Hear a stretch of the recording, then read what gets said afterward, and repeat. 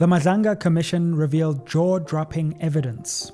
Organized crime syndicates weren't just infiltrating law enforcement, they were straight up controlling it.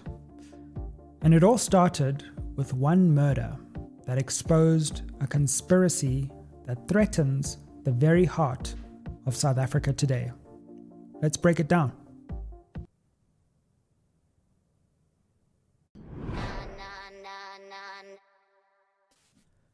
Spread the fire. Welcome back to the Sizwe Mpofu-Walsh experience, also known as SMWX. Nowhere to start today but the Madlanga Commission, which heard bombshell testimony from a certain person called Witness A. But before I get into the serious stuff, look at your country, guys. Look at how school children are addressing our very own president. What's going on? To be here, and it's my first time seeing the president. Hello, cupcake.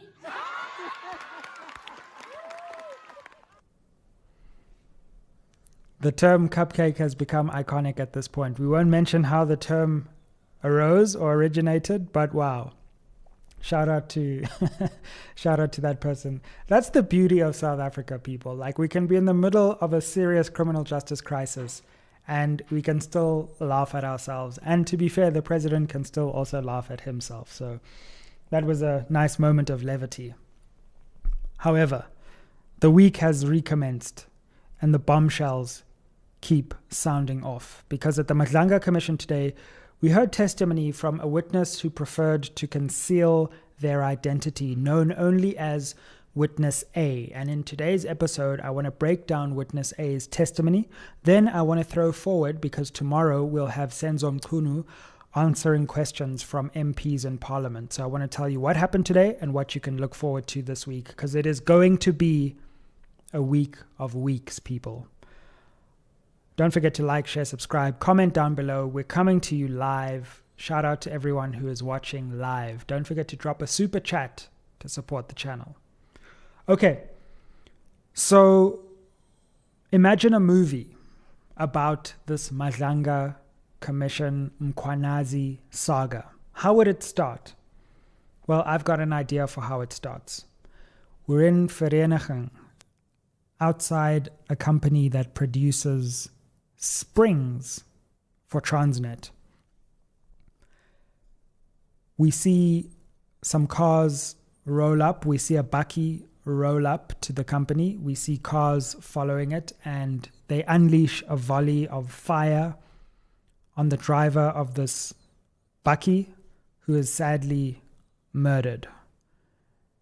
In that moment, what looked like just another murder in South Africa, another tragic murder, became the seed for the unraveling of an entire organized crime syndicate that could potentially have its tentacles stretching all the way to high offices in the South African government.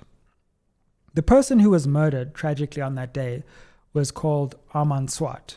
We've mentioned him before on this channel, but to give you a bit more context, he was working for a company that produced springs that weren't very big, that cost about something like 3 rand to make. And between him, there was a middleman company that then sold these springs onto Transnet for something like 152 rand or something like that. Just crazily overpriced.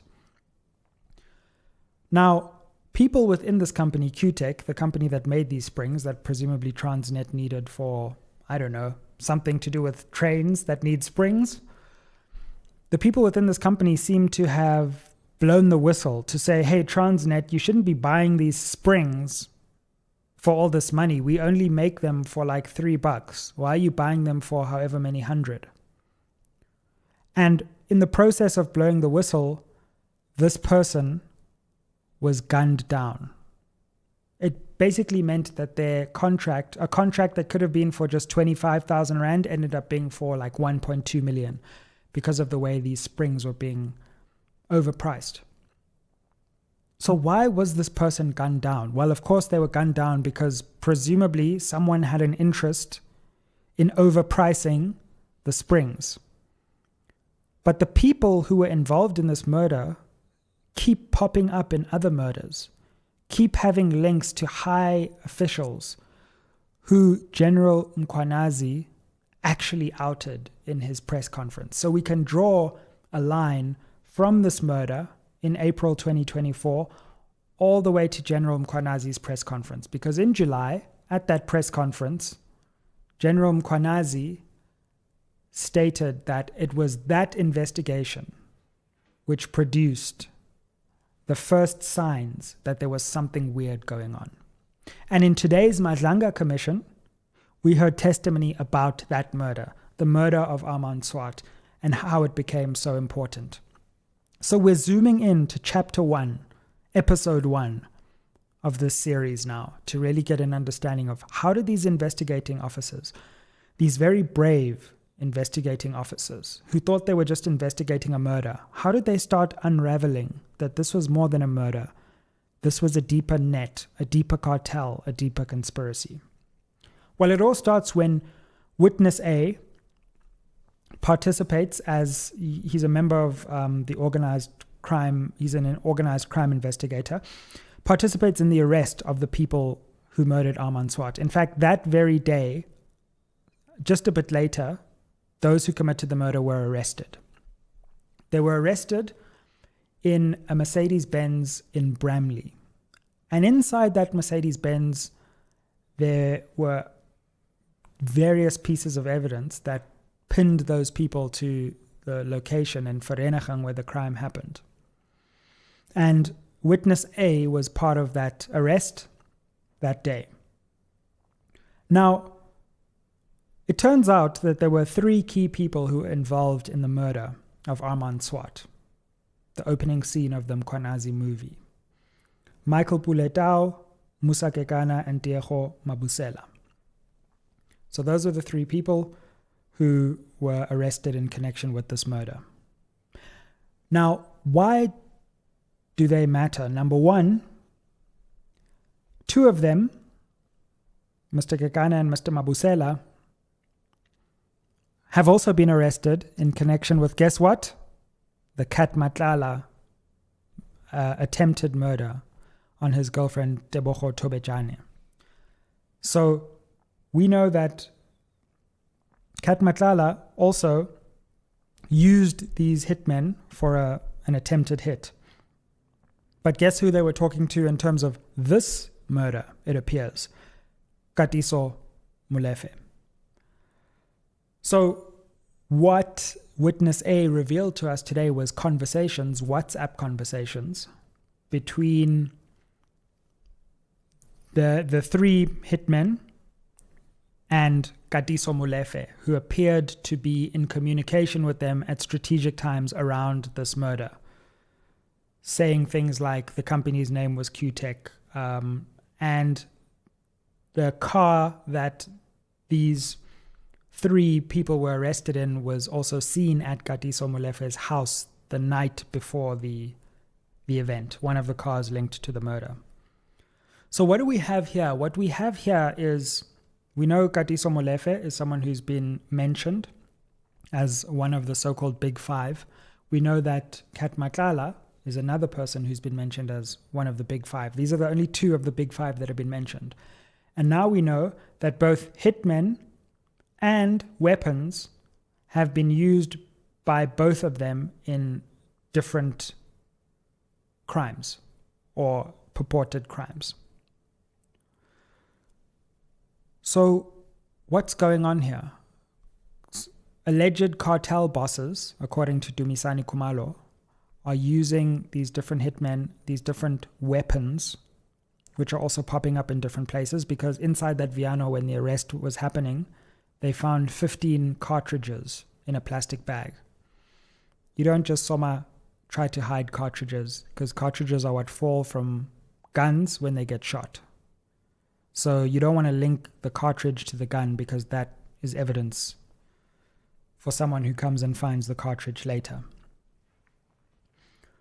So what we have is a link between the hitmen in Armand Swart's murder and Katiso Molefe, and also we know that those hitmen are currently facing trial for a completely different attempted murder in which Kat Matlala is allegedly involved, and he's also one of the accused.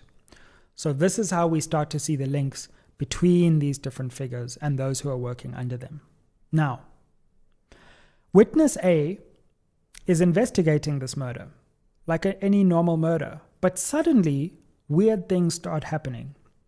He starts getting calls from his superiors to say, you might want to watch out. This is a very sensitive case. This is not just any ordinary case. And eventually he's called to meet one of his superiors, a certain General Shibiri, who is the national head of organized crime investigations at the Hawks, who, according to witness A, when they meet with him around this case, imagine you're an investigating officer, suddenly your boss's boss calls you and says, come to the meeting. Are you seeing the movie? And in the meeting he says, this is very dangerous. This is very sensitive what you're looking at. There are some dangerous people involved. He says there's actually some envelopes available. There's an envelope for the investigating officers, you guys. There's an envelope for the presiding officer, and there's an envelope for the prosecutor.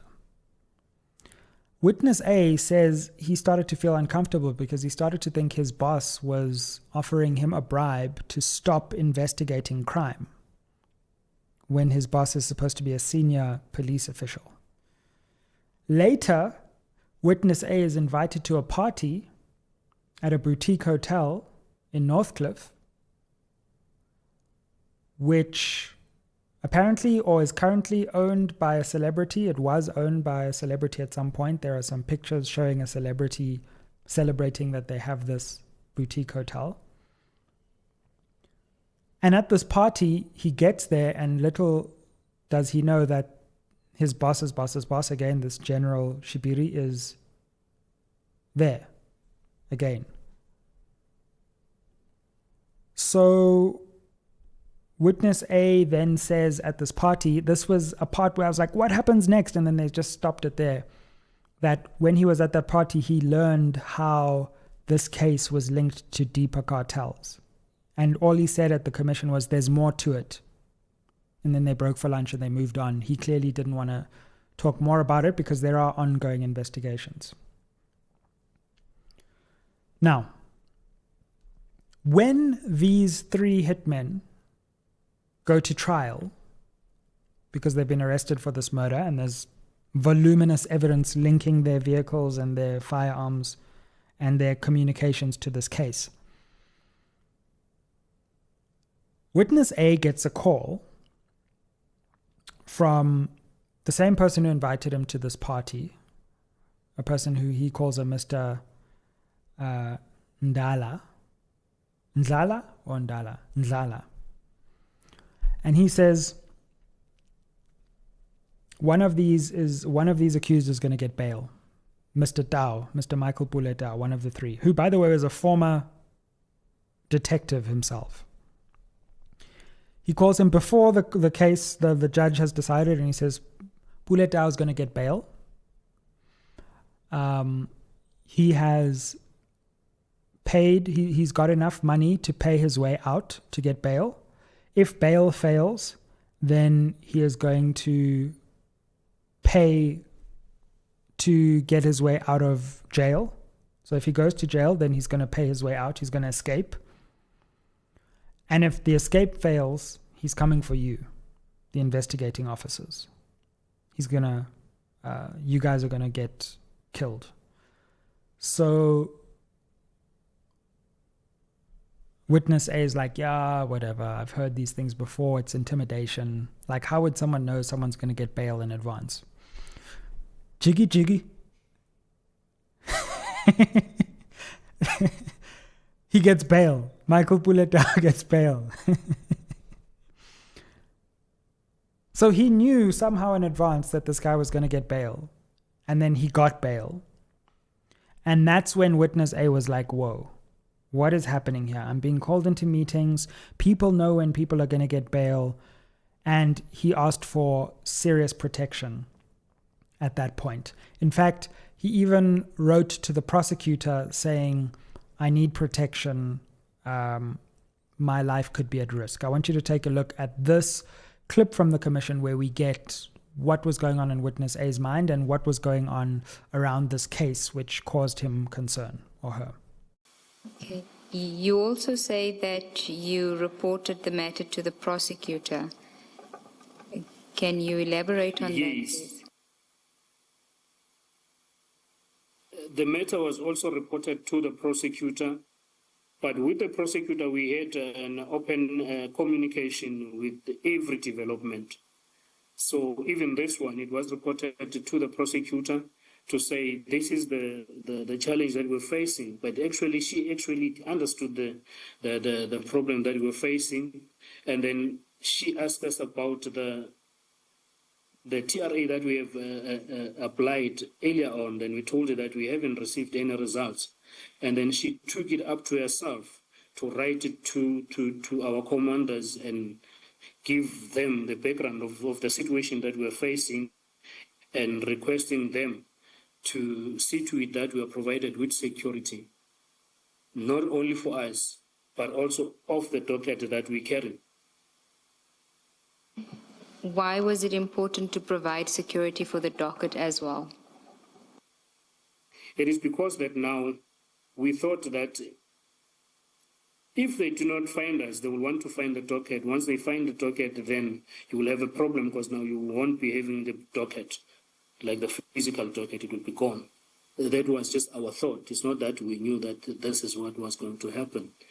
To the extent that this docket was not kept where we will keep our docket at the office in our still locked cabinets. We were driving around with it wherever we were going, which was posing another danger to us. Did you or witness B ever get... Yeah. I must say, like, as terrifying and as horrifying as some of these stories are, there are some brave people in this country who stand up without the recognition they probably deserve. Like witness A could so easily have taken bribes. He could so easily have stepped off this case. In fact, after this bail thing, many of the investigators who were working on this case withdrew. They were like, I don't want to have anything to do with this thing. But here witness A is still telling the public what he knows so that we can start understanding not only how crime has got out of control in South Africa and organized crime, but also how the very institutions that are supposed to protect us have become part of the problem. Shout out to all of you in the comments, by the way. I see Jiggy Jiggy was quite popular. If Jiggy Jiggy was a country, it would be us. It would be us. So, hectic stuff, everyone. That's roughly where the testimony ends. And I'm really looking forward to tomorrow at the commission, because now we're going to get into... We know Katiso Molefe's phone records were taken on the 6th of December when he was arrested. As a result, largely, of this whole investigation. So tomorrow, I think we're going to start to understand, okay, now we know how the people implicated in the murder were talking to each other. But I still want to figure out, what's that political connection? Why did Mkhwanazi on the 6th of July come out and say that these criminal syndicates had influence over government? And we're probably going to see that from some of the communications that Katiso Molefe was sending. So I think we're going to get some more detail on that, the deeper picture, tomorrow at the commission. So stay tuned and stream that on SMWX. Let's talk about tomorrow, and let's talk about Parliament, because we've got a big day tomorrow. Now, as you may know, the way Parliament runs its work is, on day one, the evidence leader, Advocate Nomaan Arendse, will put questions to the witness. And then the next day, or a few days later, then MPs, once they've heard the evidence, get to cross-question the witness. So now we're going to hear MPs asking questions of Senzo Mchunu on Tuesday. What does this mean? This means we're finally going to get some further answers to a lot of the evidence he gave. Now, I looked back over his evidence over the weekend, and I must say, one thing that stands out to me is the question as to whether the minister acted unlawfully in his disbandment direction of the 31st of July. It's a question I hadn't particularly looked at because I'd been more interested just in all of the intrigue and the syndicates, but there is just a question of whether that letter went beyond the bounds of the law. And actually, it really matters because the minister only has certain powers as envisaged in the Constitution, in Chapter 10, which deals with the security services of the country. And what the Constitution says there is that the minister obviously has power over policy, but in an interesting and quite a vague section in the Constitution, which may itself need attention after all of this, it also says that the minister is able to give directions to the National Commissioner. So exactly what the distinction between being able to control policy and give directions is the subject of some legal debate. Now, I said that witness, who I think is the head of legal within the police, I can't quite remember her name. I think it's but she kind of gave legal evidence. I was like, this legal evidence is boring. I just want to get to the facts. But it was actually quite important when I went back to it because she was explaining what is a direction and what is policy. General van Rooyen, thank you, Oratile. So it's going to be key because is a letter like disbanding a political killings task team immediately within the policy or direction power of the minister? Now, it may well be within his power. I'm actually not so sure that it's even within his power. But even if it is within his power, let's say he believes it's a direction. Major General van Rooyen didn't think it was a direction. She said directions are things like look at this area, but not look at this area by this time or do this immediately. That goes into operational stuff. But there are also various procedural requirements. So the minister, when he exercises his power according to the Constitution, must do so consultatively, must consult, in some cases, provincial police leaders or the national commissioner. So even if he has the power, I'm still not convinced that he consulted as deliberately and as widely as he should have. And then, of course, there's the question of the purpose for his action. Was the purpose really, as he says, to distribute resources more fairly, or are we going to continue to get this evidence which shows that criminal syndicates were worried after this Armand Swart murder that something about what they were doing and how they were influencing policy was starting to, politics, how that was starting to come out.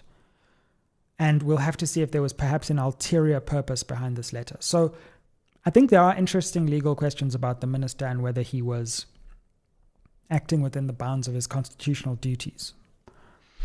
However, more interesting tomorrow, I think, are just the questions around the minister and what he knows about Brown singing like a canary, Mokgotsi. Shout out to Brown Mokgotsi, by the way, because I've actually really been enjoying his interviews. He comes out, he speaks openly, and he has promised and said that, I think he said something like amadoda zokhala when he testifies.